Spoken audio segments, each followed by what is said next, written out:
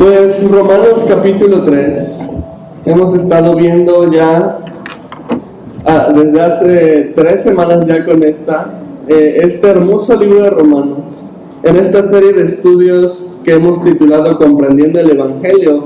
Y el motivo de este título, si es que has estado desconectado, es que Pablo a través del libro de Romanos nos explica paso a paso de qué se trata el Evangelio, cuál es el verdadero Evangelio.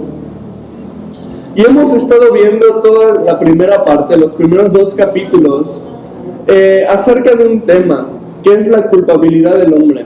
Cómo el hombre es culpable, y Dios se ha encargado a través del libro de Romanos de recordarnos nuestra posición pecaminosa delante de Dios, porque es importante que para que comprendamos el Evangelio verdaderamente, primero comprendamos cuál es el problema que tenía el ser humano que lo llevó a necesitar de un Salvador, que lo llevó a necesitar ser redimido. Y es lo que hemos estado viendo en los primeros 2 capítulos de Romanos, cómo el hombre es culpable delante de Dios. Ahora, el estudio del día de hoy empieza a desarrollar un tema diferente. Ya no se centra tanto en la culpabilidad del hombre, sino ahora va más allá, al tema de la justicia. ¿Qué implica esto en la justicia? Y a lo mejor te puedes empezar a imaginar que si se ha encargado primero de demostrarnos que somos culpables, y ahora nos empieza a hablar de la justicia, creo que tú y yo sabemos que estamos en problemas. Porque ¿qué pasa si yo me robo algo y voy delante de la justicia? ¿Qué me espera de la justicia? Una sentencia, una condena, cárcel, ¿no? Entonces, se empieza a poner interesante esta parte, porque ahora que nos ha mostrado que somos culpables, ahora nos va a mostrar acerca de la justicia de Dios. Y la pregunta del estudio es esta: ¿cómo puede la justicia hacerle bien a alguien que es culpable sin que se convierta en injusticia? Esa podríamos decir que es la paradoja del ser humano, la paradoja de la salvación. ¿Cómo un hombre culpable puede ser favorecido al final por la justicia sin que sea corrupto? Porque tú dices, bueno, estamos en México y le das una lana al juez y pues ya la justicia está de tu lado, ¿no? Pero con Dios no funciona de esa manera. Vamos a dividir el estudio en 3 partes. Punto número 1, la justicia en los judíos, versículos 1 al 8. Después, la justicia en la ley, versículos 9 al 20. Y número 3, la justicia en la fe, versículos 21 al 31. Y a través de este estudio vamos a comprender lo que la justicia de Dios es, lo que la justicia de Dios demanda y lo que hizo Dios para que la justicia nos declarara inocentes. Así que este tema me encanta, va a ser súper interesante. Vamos a empezar en el punto número 1, la justicia en los judíos. Acompáñame leyendo el versículo 1, si estás ahí, en Romanos capítulo 3. Dice así: ¿qué ventaja tiene pues el judío? ¿O de qué aprovecha la circuncisión? ¿Te acuerdas que la iglesia de Roma está conformada por gentiles y judíos? Y Pablo se ha encargado en los primeros capítulos de hacernos notar que tanto gentiles como judíos, creyentes como no creyentes, los que conocen la ley, los que no conocen la ley, todos somos culpables delante de Dios por haber quebrantado la ley de Dios. Y entonces ahora viene esta pregunta de Pablo, que obviamente no es tanto una pregunta de él, sino es una pregunta para que reflexionen los judíos de la congregación a la que le escribe. Y dice, bueno, entonces, ¿de qué me sirvió ser judío si al final termino siendo igual de culpable que un gentil? O sea, ¿de qué aprovecha entonces? ¿De qué sirvió que Dios me escogiera como judío? Y entonces empieza esta temática. Y honestamente a veces me pregunto lo mismo. No sé si alguna vez te lo has preguntado: Dios, ¿por qué escogiste a los judíos? O sea, ¿para qué? Te han sido infieles, te han negado, vino tu Hijo Jesús a la tierra, no lo reconocieron. Muchas veces me he preguntado lo mismo. Bueno, Dios, ¿qué onda? O sea, ¿por qué escogiste a los judíos si sabían que que te iban a fallar de esa manera. Bueno, a continuación nos da 3 cosas en las que Dios usa a los judíos para bendecir a todo el mundo, no solamente a ellos, sino también a nosotros. Fíjate, versículos 2 al 6. Mucho en todas maneras. Primero, ciertamente, que les ha sido confiada la palabra de Dios. Pues que si algunos de ellos han sido incrédulos, ¿su incredulidad habrá hecho nula la fidelidad de Dios? De ninguna manera. Antes bien sea Dios veraz y todo hombre mentiroso, como está escrito, para que seas juzgado en tus palabras y venzas cuando fueres juzgado. Y si nuestra injusticia hace resaltar la justicia de Dios, ¿qué diremos? ¿Será injusto Dios que da castigo? Hablo como hombre. En ninguna manera. De otro modo, ¿cómo juzgaría Dios al mundo? Entonces aquí viene Pablo explicando, ¿cómo nos bendice a nosotros hoy en día que haya escogido al pueblo judío? Y nos da 3 cosas, y los puedes ver en la pantalla. Lo primero me dice que les fue confiado a ellos la palabra de Dios, que a ellos les fue dada la profecía. En segundo lugar nos dice que nos enseña el grado de la fidelidad de Dios, y después dice que nos enseña el grado de la justicia de Dios. Fíjate, es bien interesante, porque primero dice que les fue dado la palabra de Dios a ellos. Dios escogió a los judíos para entregarles su ley, para darles la promesa. Y siempre fue el propósito de Dios que a través de todo esto los judíos fueran de bendición para el resto del mundo.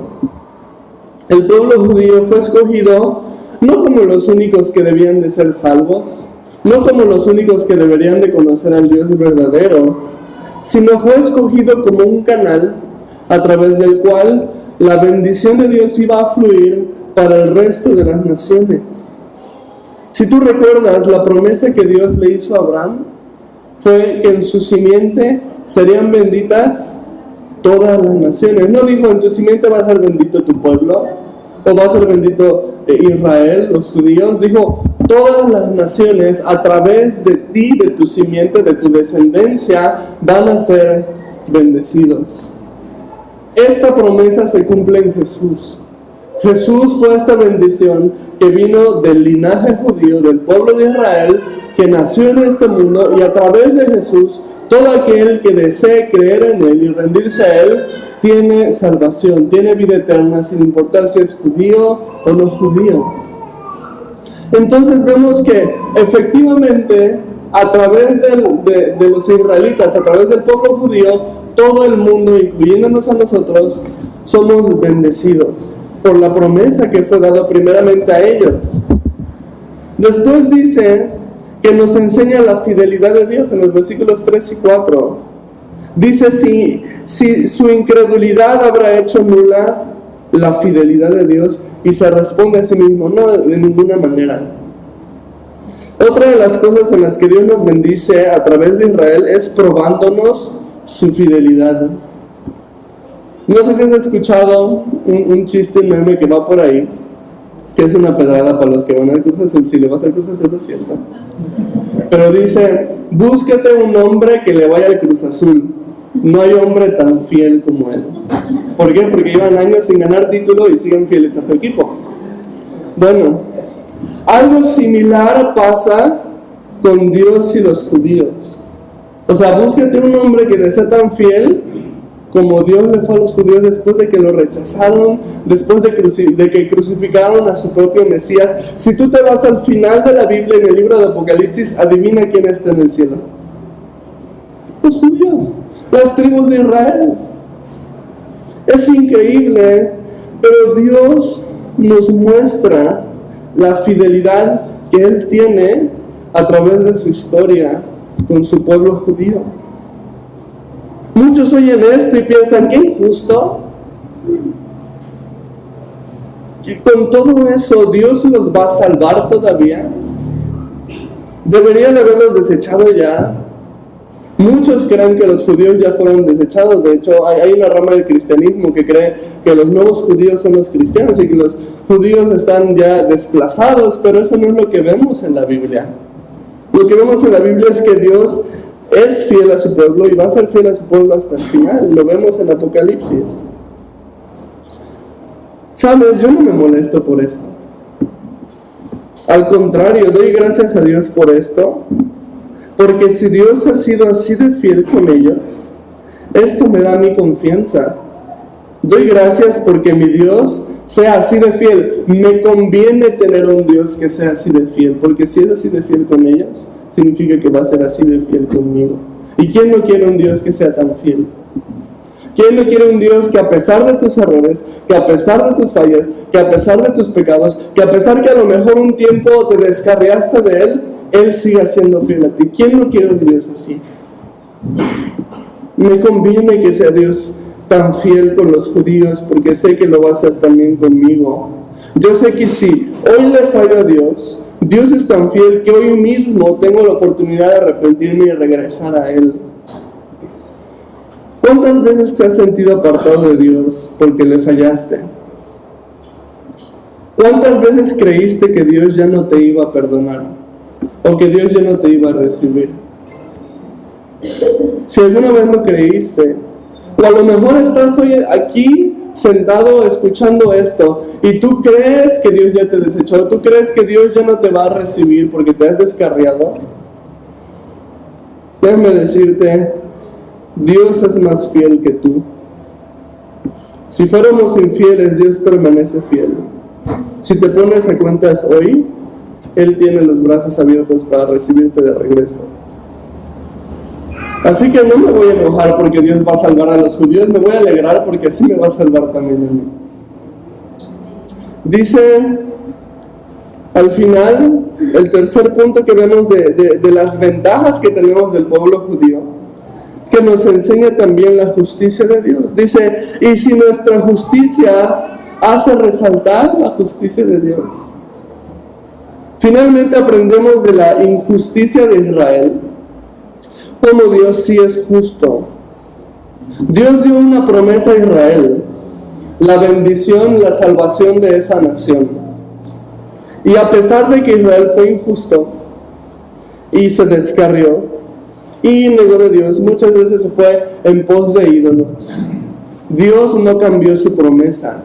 Dice el libro de Hebreos que Dios juró por sí mismo esa promesa para Israel, esa salvación para Israel.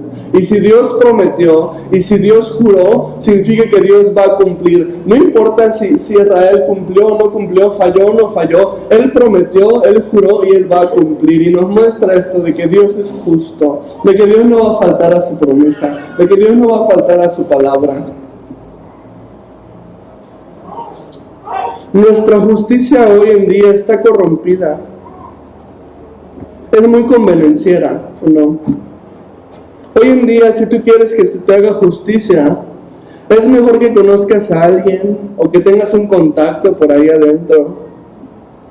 Si es que quieres hacer justicia para ti, o a lo mejor tienes que soltar dinero, porque si no es difícil que se haga la justicia. Pero la justicia de Dios no está corrompida. Si Dios promete, Dios cumple. Si tú clamas, Dios responde. Si tú oras, Dios escucha.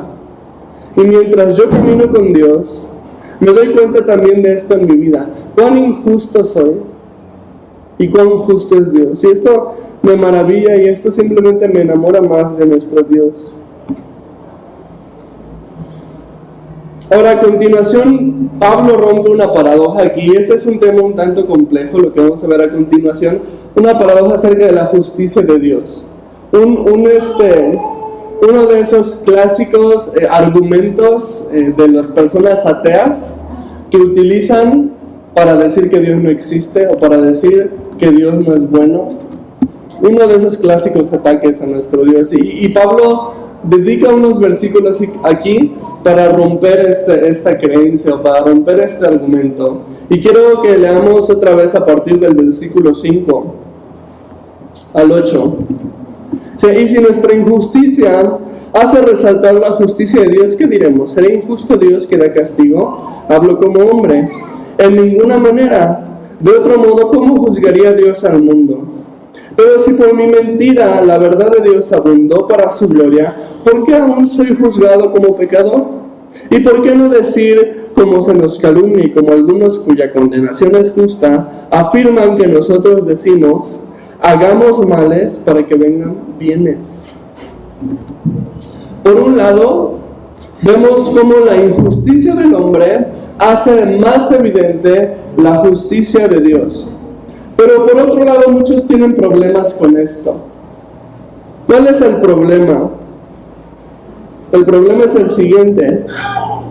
¿Será que Dios nos hace pecar para que Él resalte más su justicia? ¿Será que Dios ocasiona el pecado en nosotros? Y a lo mejor tú escuchas esto y dices, ay, no manches, ¿cómo eso puede ser un argumento en contra del cristianismo? O sea, suena hasta ridícula esa pregunta. ¿Cómo Dios me va a hacer pecar?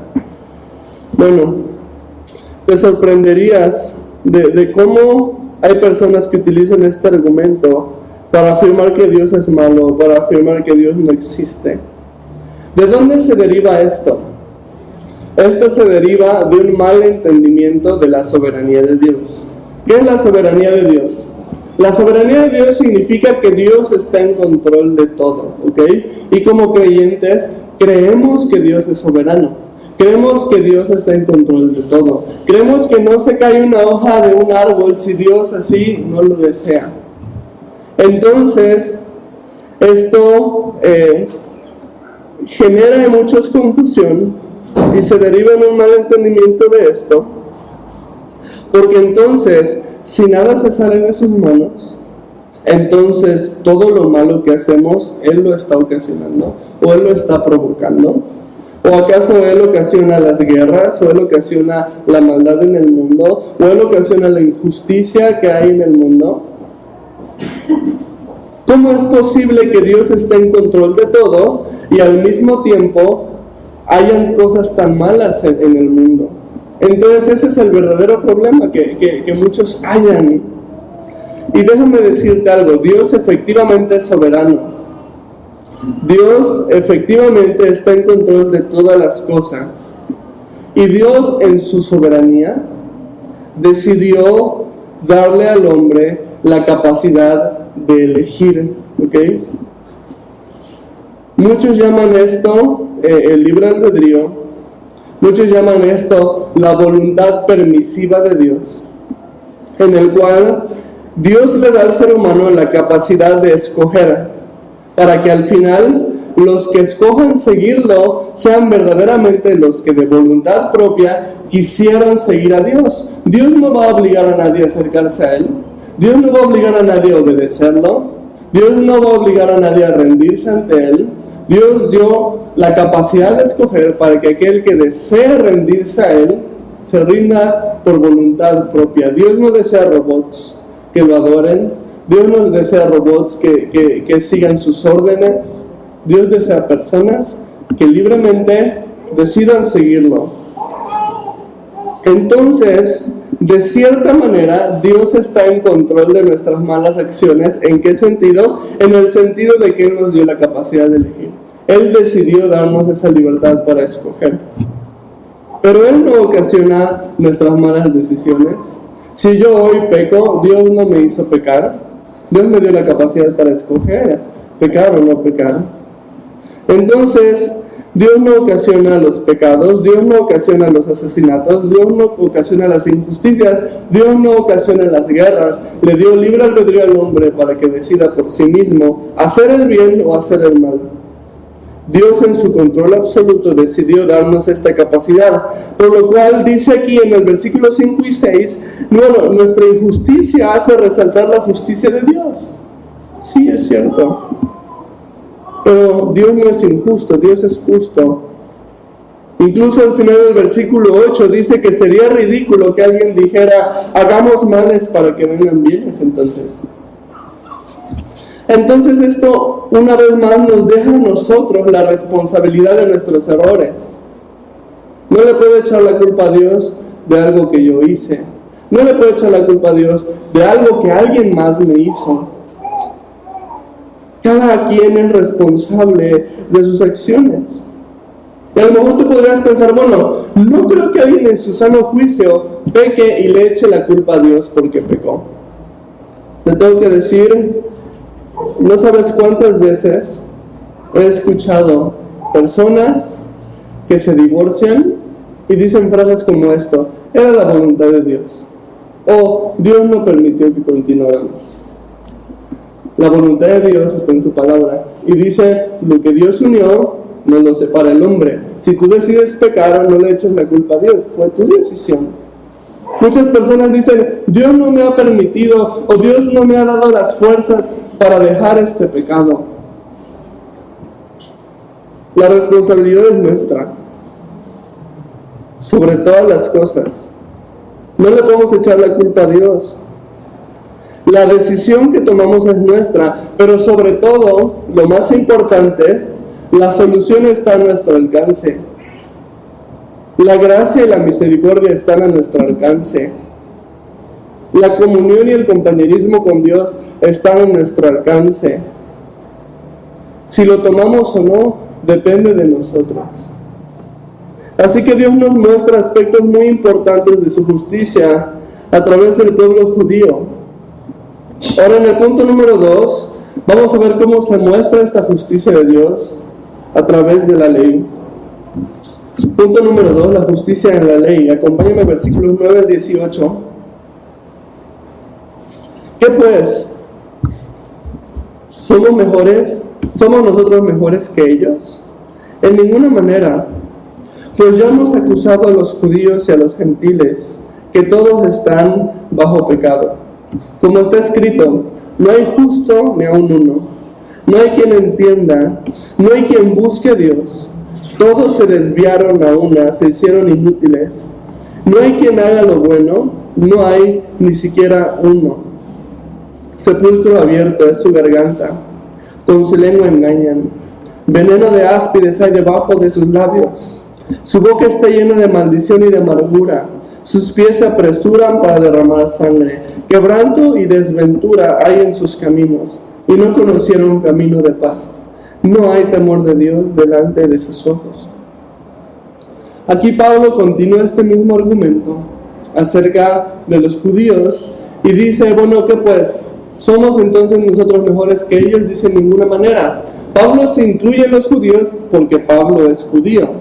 Entonces dice: bueno, nosotros como judíos no somos mejores porque ya dejamos algo bien en claro. Todos somos igual de culpables. Y nos repite otra vez este argumento de la culpabilidad del hombre y dice una serie de cosas en las que el corazón del hombre está ciertamente desviado. Y finaliza en el versículo 18 con este estatuto: no hay temor de Dios delante de sus ojos. Esto resume la maldad del hombre. No hay temor de Dios, no hay reverencia a Dios. Aquí vemos que Pablo nos recuerda este primer punto de su discurso y nos muestra en la raíz de todo. Si tuviéramos temor de Dios, no haríamos lo que es malo. Si tuviéramos temor de Dios, no pecaríamos o no lo haríamos a propósito, no tendríamos quizás esta tendencia a desviarnos. ¿Por qué Pablo nos recuerda todo esto? Bueno, a continuación vamos a ver que todo esto nos revela la justicia de la ley acerca de nosotros. Fíjate, versículos 19 y 20.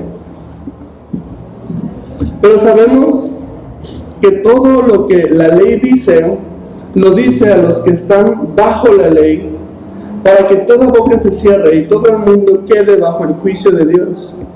Ya que por las obras de la ley ningún ser humano será justificado delante de él, porque por medio de la ley es el conocimiento del pecado. La justicia de la ley nos enseña esto, y esto es importante. Muchas veces pensamos, bueno, si ya no estamos bajo la ley, entonces ¿para qué seguimos leyendo el Antiguo Testamento? O entonces, bueno, ¿para qué Dios creó la ley si después ya no íbamos a estar debajo de ella? Y aquí Pablo nos muestra el por qué. ¿Cuál es el significado de la ley para nosotros hoy en día? ¿Qué aprendemos de la ley hoy en día? ¿Cómo aplicamos la ley hoy en día? Hay tres cosas que nos enseña la ley? En primer lugar, la ley nos enseña el estándar de Dios. ¿Qué es lo que Dios, o cuál es el estándar que Dios tiene de lo que una persona justa verdaderamente es? Y eso lo puedes encontrar en los 10 mandamientos fácilmente. Una persona justa es aquella persona que cumple con los mandamientos de Dios. Para eso nos sirve la ley, para conocer el estándar de Dios. En segundo lugar, la ley nos enseña nuestro pecado. Nos enseña lo que hacemos mal.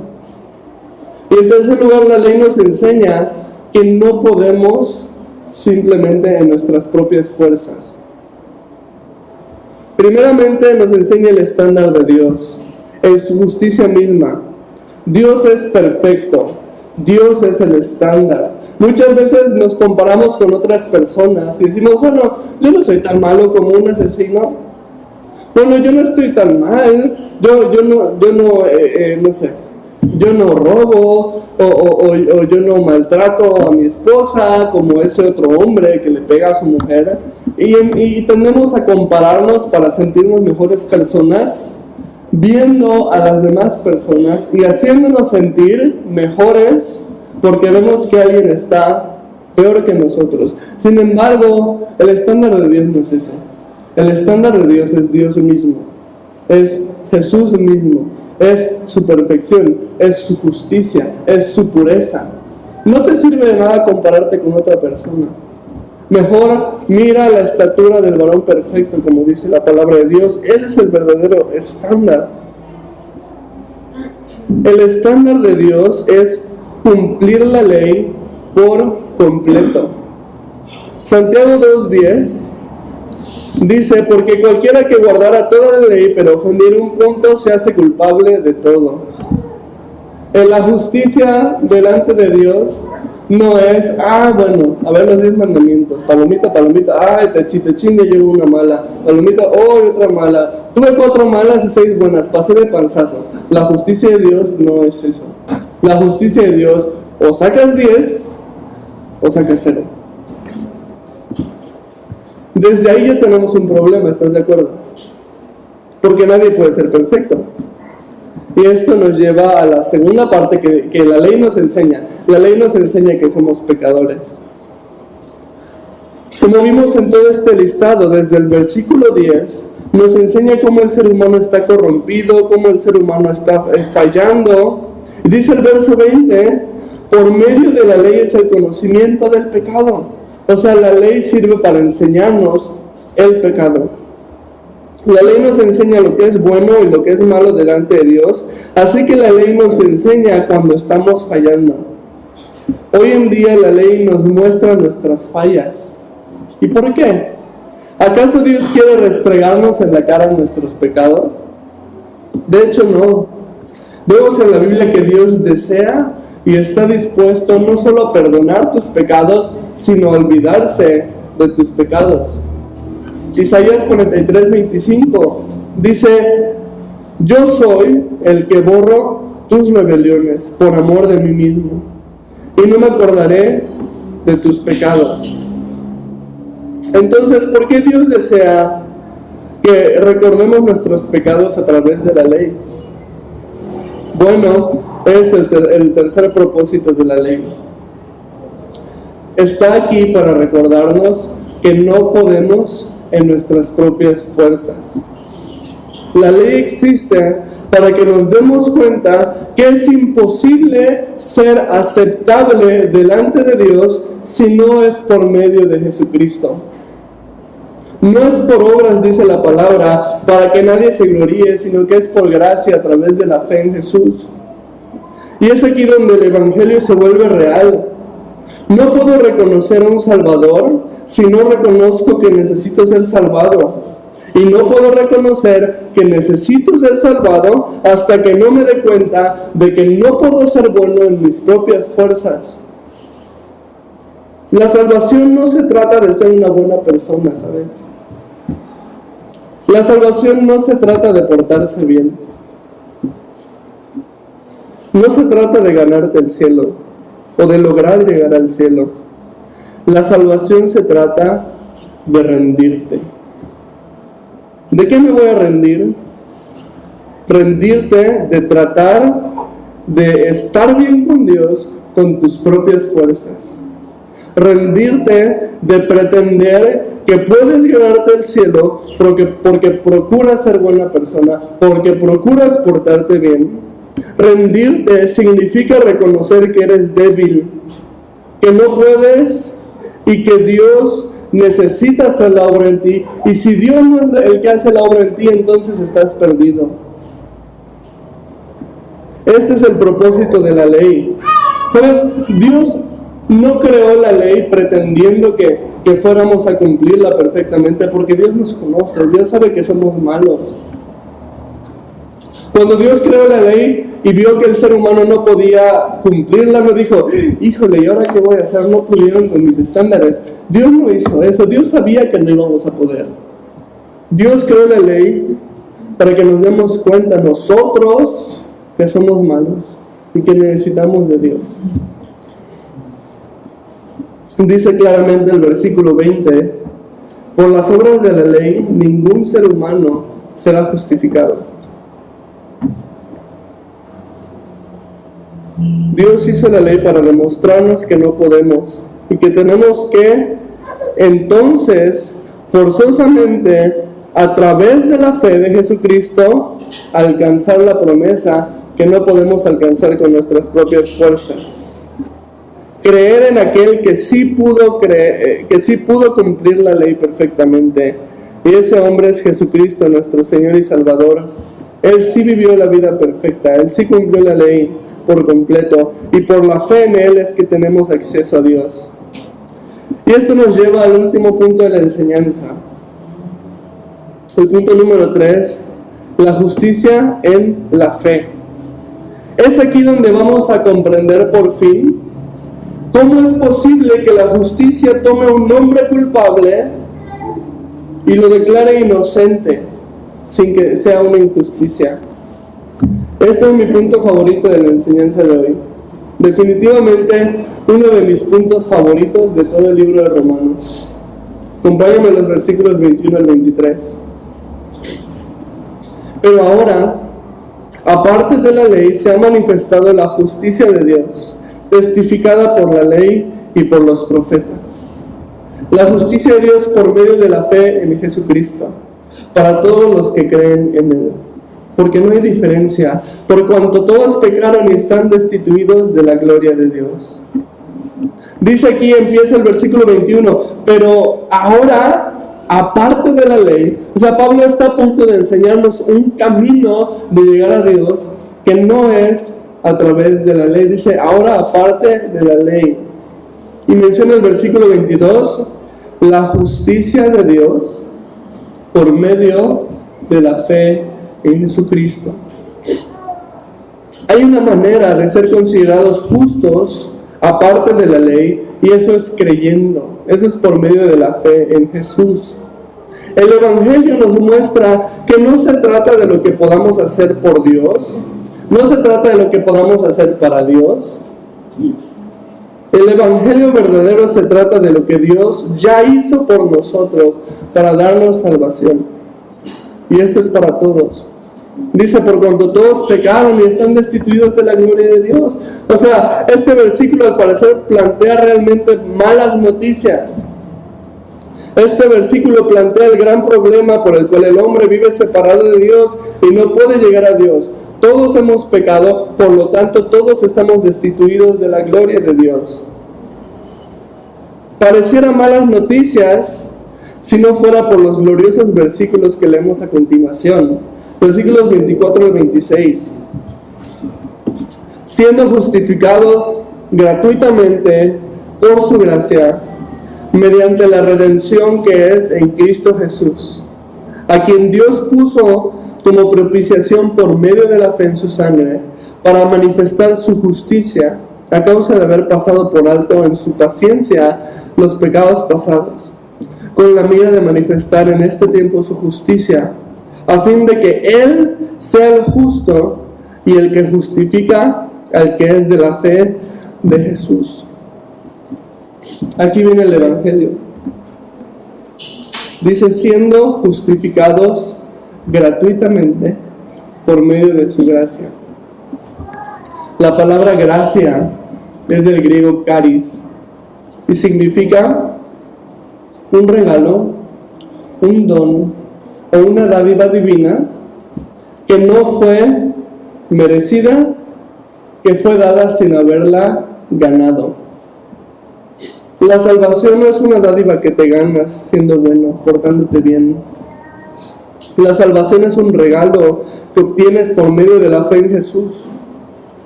Comprender esto fue lo que cambió la vida de muchísimas personas de las que hablamos en el primer estudio. Hablamos de Martín Lutero, que creyó en Jesús por el libro de Romanos. Hablamos de Campbell, que creyó en Jesús por el libro de Romanos. Hablamos de John Wesley, que creyó en Jesús por el libro de Romanos. Es esta verdad la que abrió los ojos de muchas personas. La salvación no es un trabajo que te ganas, es un regalo que te es dado por medio de la fe. No hay nada en este mundo que tú puedas hacer para llegar a Dios, porque Dios ya hizo todo lo que era necesario para llegar a ti. Eso es el Evangelio. El Evangelio no se trata del esfuerzo humano para llegar a Dios, hermanito.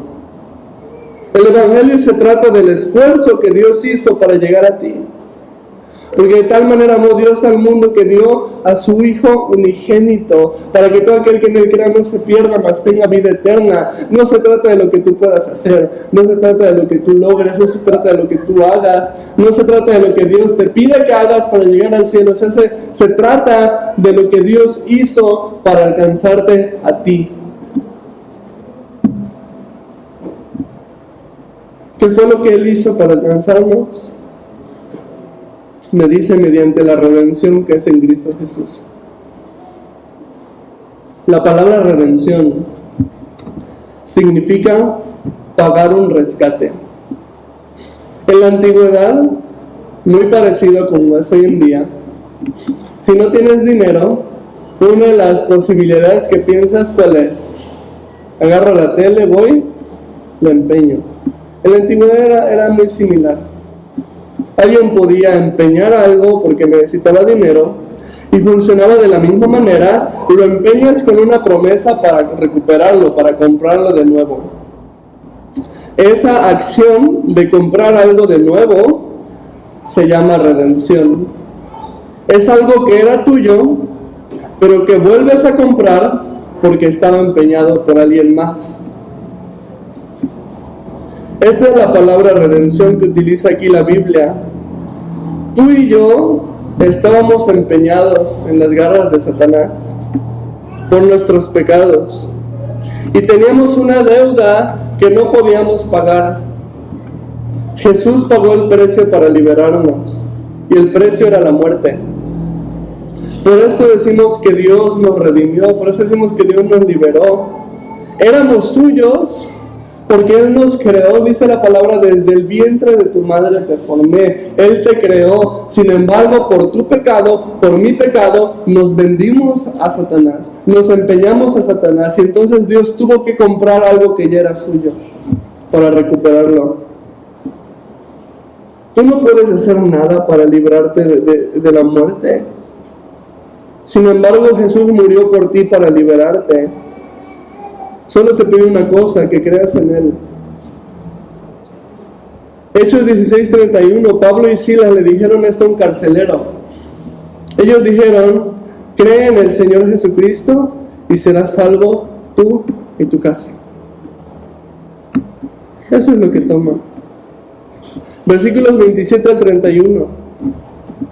¿Dónde pues está la jactancia? Queda excluida. ¿Por cuál ley? ¿Por la de las obras? No, sino por la de la fe. Concluimos pues que el hombre es justificado por fe sin las obras de la ley. ¿Es Dios solamente Dios de judíos? ¿No es también Dios de los gentiles? Ciertamente también de los gentiles, porque Dios es uno. Y Él justificará por la fe a los de la circuncisión y por medio de la fe a los de la incircuncisión.